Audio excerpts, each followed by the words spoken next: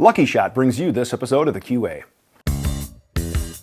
It is the end of the month, which means it is time for the QA. This is the March 2022 edition. And I don't know about you guys, but March has really flown by. A lot has happened. I'm a year older, did a lot of fun stuff with the family, and kind of have some announcements, some big news here that I'll get into in just a moment. My name is Dave Tim. Thank you guys very much for spending a few minutes of your day checking out this episode. This is the episode where we answer all of your questions. You send us a question to the email address shown below, which is the QA@gunsandtactics.com. It comes to our inbox. I do my best to answer all questions. However, if you ask a bunch of questions, I might have to limit it down a little bit just to try to keep the episodes of a reasonable length. But again, send us your questions. You can leave comments, and I do my best to answer all that stuff to make sure we have a good episode for everybody. That being said, super excited about what's going on. Some of you guys have commented that the videos have changed the look a little bit, or the new camera has added a nice look, or the quality has gone up, or they've been seeing more videos. Why is that? That is because I am going full time to do this and a few other work in the firearms industry.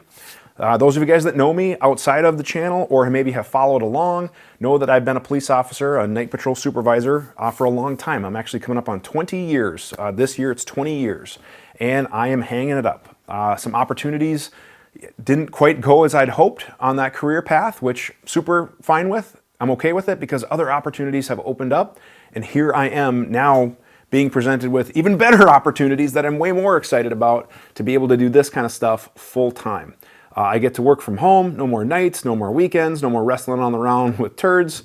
All in all, I'm pretty excited about being able to have a much better opportunity for my family, which is kind of crazy to think about. I didn't think I'd be retiring this early, but I'm excited to do it. I'm excited to transition to this next chapter of my professional life. And it wasn't an easy decision. My wife and I talked about it. We talked about pros and cons, all the different stuff that's going on with our family, because we have a lot of transition and change going on, and ultimately she was 100% supportive. This was always the plan, was that once I retired from law enforcement, I would do training, video, and all that full time. And now the opportunities have presented themselves for me to do this full time now. It worked out really, really well, and I've had a lot of amazing people support me and that are willing to help me, and my wife is super supportive. So you are going to be seeing more content both on the channel and on our webpage at gunsandtactics.com as far as like information, resources, stuff like that. And I'm working for a couple of amazing people, and I'm super excited about the companies that I'm working with, doing consultation, helping out with their marketing stuff, new product development. Like, it really, really excites me to get to be working on some of the projects that I'm working on that I can't quite talk about publicly, but it's a mind-blowing opportunity, and I couldn't pass it up. I couldn't turn it down. So that's why you've been seeing more content, and I'm going to be continuing to kind of keep up with that. So what kind of videos do you want to see? Is there certain stuff? Let me know in the comment section below if you have ideas, suggestions, whatever, because I'm going to have a little bit more bandwidth to work on that. And I am more passionate about my videos as well. I've been able to kind of focus on learning how to be a better video maker. I don't want to call myself a film maker, okay? I make videos, but I've been trying to experiment with lighting and trying to improve my lighting game and trying to improve my camera game because I've had more time. And it's not just, okay, I got to go to work and then I have to teach class. Oh man, I got to get a video done. It hasn't been as much of a crunch. It hasn't been as stressful. It's actually been more of a relief to kind of be able just to focus on one lane. And I'm really excited about it. So I do thank all of you for support along the way. Some goals, as we grow more Patreon accounts and supporters, we're going to have some more benefits for them. And once we get 100,000 subscribers on YouTube, we are going to do a behind the scenes tour with a giveaway, a bigger giveaway that I'm starting to line up ahead of time with actually getting prizes on hand because of the industry crunch and shortages we faced when we tried to do the 50K giveaway. So I am going to be, improving that. So I'm really excited about that. All right, before we get into our questions, let's do a quick comment cleanup. I do want to thank all of you for the kind words. A lot of you have said some very kind and nice things. I do appreciate that. John asks, is there a way that gunsmiths figure out how they price out custom gun repairs or mods? I charged by the hour. I'm not doing a ton of gunsmithing now. I'll do a couple little jobs here and there maybe for some people, but generally it came down to me having to charge by the hour. I figured out what my hourly rate was, what I had to deduct for taxes and all that stuff, insurance, and then what my margin was left with that I would pay me with. Then I would charge for shop supplies, parts, etc. But it came down to hourly is just what worked best. Some shops, they have specific jobs that they do enough and they know exactly what their margins are. So they have a fixed rate for that because they know how long it's going to take and they have it pretty streamlined, which is great. And I had a few jobs that were like that, mainly with like slide serrations and stuff like that. I knew what I would have to charge to cover my time to mill the serrations, to send it out for Cerakote, to get it back, shipping, etc. What should we do in a class when people make safety problems? It makes me feel uncomfortable. The instructors don't seem to notice or care. Ultimately, you have to vote with your feet. If the instructors are not prioritizing safety, that needs to be brought to their attention, and ultimately you have to bring it to their attention and choose not to train with them or not. Beginning of my classes, I would literally joke around, and those of you guys that have been through my classes know that I make everybody raise your right hand and swear after me. It's just like the TSA or at the airport. If you see something, say something. You're all now an honorary range safety officer. When you're watching my videos, you guys are an internet range safety officer. But the reality is everybody can be a safety officer and everybody can see something, say something, because safety is important. I take my safety briefs very seriously, and then I follow through with what is said in those briefings to create a safe environment. Is it okay for you to put a flashlight on your Glock? Yes, there's no law against that. I can't find a single law that says it's against that. So just be aware that if you put a flashlight on your gun, that you need to have that identification before you draw your gun. Okay, that's where I could only see you getting into trouble. So like part of your EDC should be a flashlight. It is for me. And I'll probably be doing a video on EDC flashlights here, but you need to be able to identify that threat before you would present your firearm. So that's the only issue that could be there. Gas rings for a 350 Legend or a 450 Bushmaster. I'd have to do some homework. It depends on the manufacturer and what bolt face they're using, because I know of at least one company that makes a large frame gun and at least one company that is using a standard small frame. So I'd have to do some homework, but check with the manufacturer. They can tell you what's best for replacement parts. Dave, on a left-handed AR upper, is the lower receiver the same? For example, like a Stag Arms, which arguably is probably the most prominent left-handed upper receiver, those will fit on a standard lower receiver. What I think would actually be really cool for the few left-handed shooters out there, would be kind of a unique market, a smaller market, but it would be kind of cool if a billet company made a matched upper and lower set with like true left-handed controls and left-handed eject and stuff. But I don't know if anyone's making a true left-handed billet set or whatever. I don't know if it'd be worth it for them to do forged, but yeah. And then John also asks, what about mindset when you're going to the range because you have a range plan and training schedule to be more proficient with everyday carry versus recreation? I think there's still a way for you to find recreation in it. Obviously, if you're going there to improve your skill, to maintain a skill, that's admirable, and I think everybody should do that. Most permit to carry holders don't, and that was always my biggest frustration, is when I would do local gun shows and events, I would have my training booth when I was doing my training business more, and then people would walk by and be like, I got my permit to carry, I don't need no more training. And I would have my little cert guns, and I'd kind of run them through a quick little scenario, and they'd lose every single time. And I kind of introduced them to, hey, reality says this. You should be practicing, you should be training.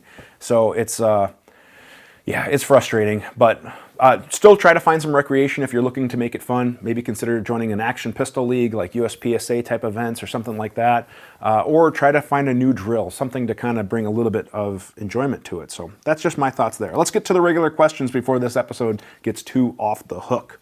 Number one, buying a AR lower receiver, but I don't know what caliber I want to build. 300 Blackout, 5.56, 223, 350 Legend, 6.5 Grendel. I don't know what gun this is going to serve for you. So if this is your first AR, just get a 223. Everybody needs a standard 223. However, if this is something, now you already have some 223s and you're looking for something different, 300 Blackout is a cool round. It shoots great suppressed. You can use it on hunting a little larger games, things like that. 350 Legend, that's cool. However, it's not going to be as mainstream. So you're not going to find ammo at every gun store, pricing, things like that. 6.5 Grendel is a little bit more available, but again, not as mainstream. My recommendation is try to stick to stuff that's mainstream just because it's easier to find ammo. Ammo is a little bit more reasonable. And then truth be told, if I'm looking for something bigger than a 223, 300 Blackout, like I said, is cool for suppressed and stuff like that. The 6 ARC I haven't played around with, but I kind of want to. I'm definitely 6 ARC curious, and I think that has a lot of potential. But like 224 Valkyrie looked really cool, and now I think it's kind of declined on demand a little bit. So 6 ARC might be something to kind of look to as well, which might be kind of cool. Otherwise, for me, then I really look towards a large frame AR where you can get like a 6.5 Creedmoor, a 308, you know, stuff like that where you have some options. As I'm getting older, I'm kind of middle-aged, I guess you could say, but I'm trying to streamline calibers. So I try to have a handful of handgun calibers, basically 22 and 9mm. I do have a few 45s, and then with rifles, I kind of am streamlining to 223, 5.56 are the same, 308, 6.5 Creedmoor, and I might introduce something else, you know, obviously 22 and 20, I want to get a 22 Magnum, and then with shotgun, I pretty much just have 12 gauge. So I'm trying to streamline stuff just because I want to buy minimal. Now with like AK, obviously there's a couple calibers there with 5.45 or 7.62 by 39, but you know, just that's my thoughts or whatever. So, but if you want to do something different, then it's totally cool. That's the cool part about America is you can. This one's from Art. Thoughts on comps on handguns? SIG came out with the Spectre. Monsoon Tactical has the ability to do the chunk ports. Being in California, can't have a threaded barrel, but was considering a chunk port. So I know that the chunk port has even come a long way. I think they just recently announced like the chunk port 2.0, which does look a lot better to me. The original chunk port basically just looks like they just took an end mill across the slide and barrel. It had 90-degree angles, which, here's the thing, in the machining world, if you're gonna have a crack somewhere, it's gonna be generally at the corner of where a 90-degree is. So like with that mod, what I never understood is why didn't they use like a ball mill or something so you'd have like a radius. So it's much less likely to have a stress crack. Now, they might say that that's not an issue, and it might not be. It might not be an issue, but when I look at that slide reciprocating back and forth all the time, if there was going to be a crack, it's probably going to be near a corner. If you look at where Glock slides crack, for example, it's usually near the ejection port or where the extractor cutout is, where there's an angle or a cut, and that's where it would go. Same thing with the front. Generally, it's going to be at the edge of where like the recoil spring boss would be or something like that. So I would be cautious of that.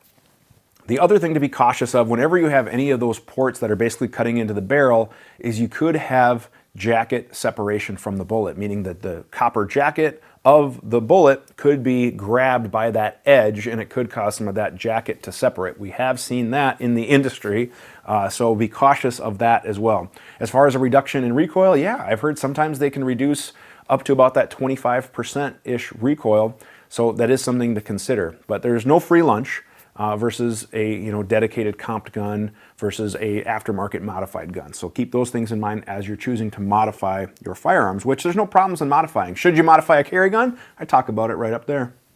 All right, this one is from Kevin. Kevin added a bunch of questions, which are great. He sent a picture of a trigger guard fixture. I'm not doing a ton of AR assembly, so I don't need the fixture, but I think it's a cool idea to kind of hold everything in place. I've done hundreds of ARs when I was working for a rifle company that I just kind of got used to it. I know some people have made like a little vise or they use like a parallel pliers. So there's a lot of different options to prevent breaking off the ears, but I put a little bit of lube on the roll pin when I'm using that pin punch, and I generally don't have any problems. You asked a ton of instructor-related questions. So maybe if I can find some time, that might be a good podcast topic. I have a term that I call instructor craft in my classes. I teach a lot of instructor development classes around the country, and one of the terms I use is that instructor craft, trademark Dave Tim, and maybe that could be kind of an instructor craft podcast where we start to talk about some of that. But you asked a lot of different questions. But one thing, I'll touch on a couple.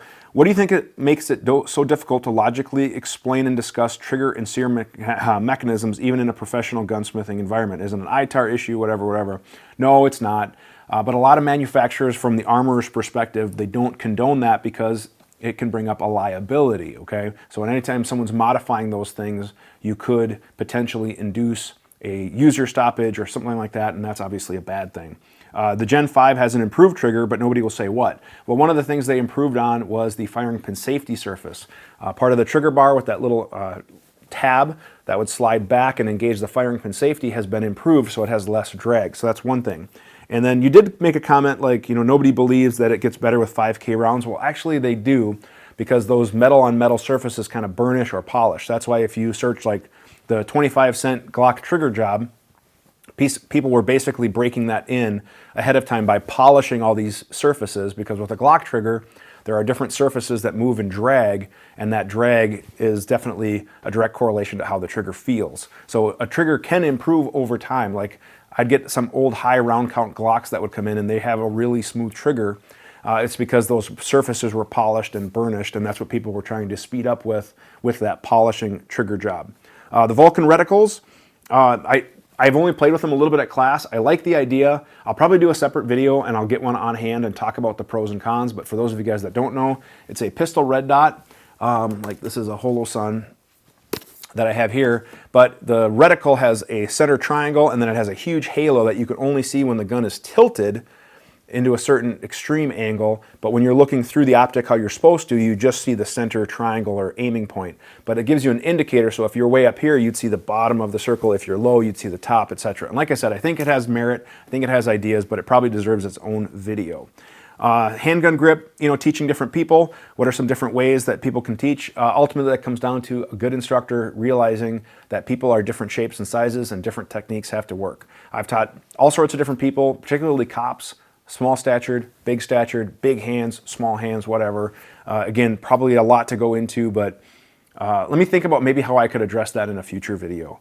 Before we continue, let's thank our sponsor, Lucky Shot. Lucky Shot brings you this episode of the QA, and at Lucky Shot, you can get all sorts of cool, unique gifts, glassware, and more for either yourself or the firearms enthusiast in your life.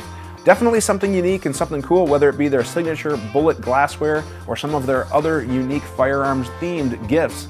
You can get all sorts of cool stuff, and you can save a little bit of money by using the coupon code on your screen or in the description below.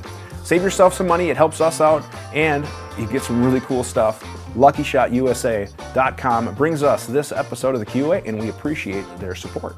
Let's get back to it. This one is from Paul. I was wondering if you have used these compared to the Peltor Defenders, and he's looking at my auto noise barriers right up there. Generally speaking, anything Peltor I have used has been good.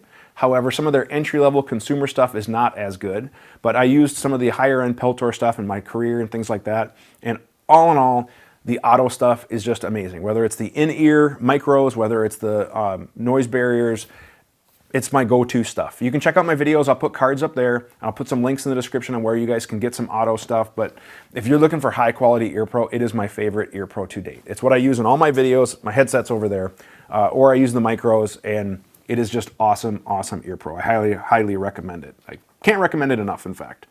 This one is from Pat.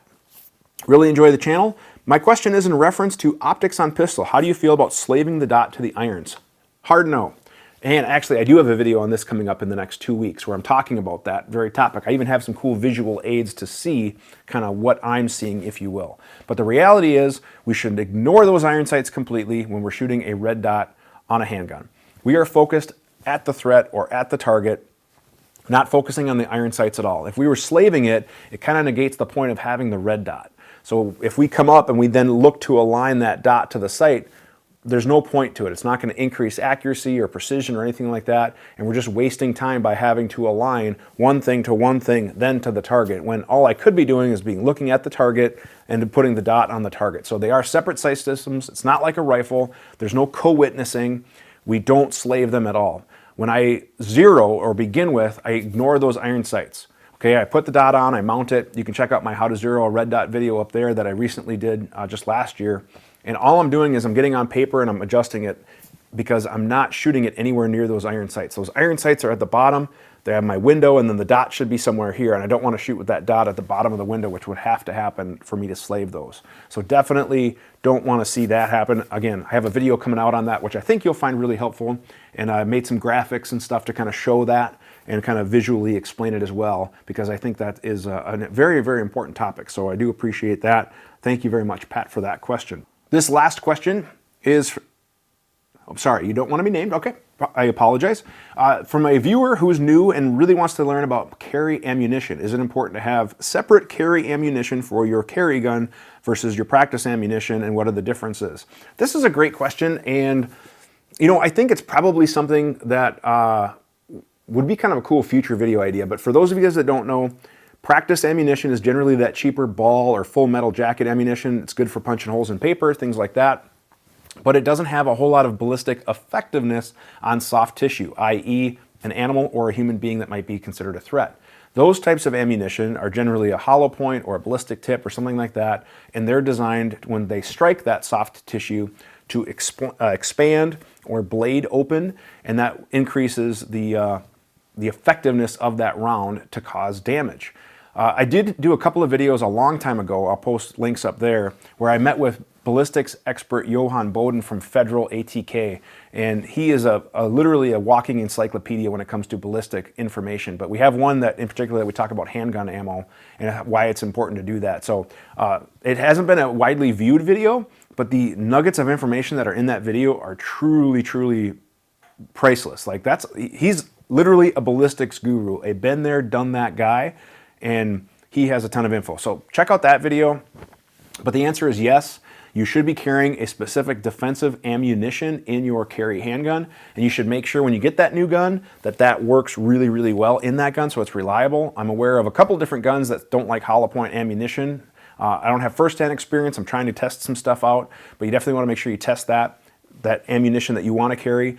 Stick to a good, reliable, mainstream brand. So Federal, HST, Hornady, those are my main go-to. Gold Dot, Spear Gold Dot would be a good one as well. Those are like my main three that I would recommend. Now, there are some other good ones out there, Winchester, Remington, etc., that are generally proven performers. But between Federal, HST, Spear Gold Dot 2, Hornady, TAP, or their defense line, I can't remember, I'm not as familiar with the Hornady line. Those are three really solid choices. As a second tier, I would say some of the other good brands, Remington, Winchester. However, then we have all this other new stuff that comes out on the market that is not as well tested, not as proven, doesn't have the FBI gel tests published.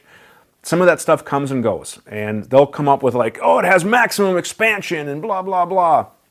I would be really suspicious of some of that stuff. So that's probably a good video topic idea on itself. All right, that is the end of it. I want to try to keep this episode reasonable for length. Let's go ahead and give away our prize, our random number generator. Random number generated is number 4, and question number 4 was from Paul, and he was asking about the Peltor versus auto comparison. So Paul will be in touch to get you a prize from Lucky Shot. Again, guys, if you want to see your episode on the show, the best way is to email us. That email address is shown below, the QA@gunsandtactics.com. You can certainly leave comments. I'm really excited to hear about what ideas you guys have for the future and help the channel grow. I'm really excited to be putting the effort into it to see those results. Again, it really is passionate, for me to be able to do this. I'm really excited about that. If you guys want to support the channel, the best way is Patreon. I sincerely appreciate every single Patreon subscriber that we have so far. We only have a handful, and hopefully that'll continue to grow. But it goes towards all sorts of stuff to help keep the lights on, web hosting, domain fees, memory cards, batteries, all sorts of the expenses that come up by running a channel, which I'm learning about as I'm getting more and more into the video side of things. But I genuinely and sincerely appreciate everyone's support, kind words, encouragement. It just really, really means a lot to me, and I'm really looking forward to seeing where the future takes us. Thank you guys very much for watching, and have a great day.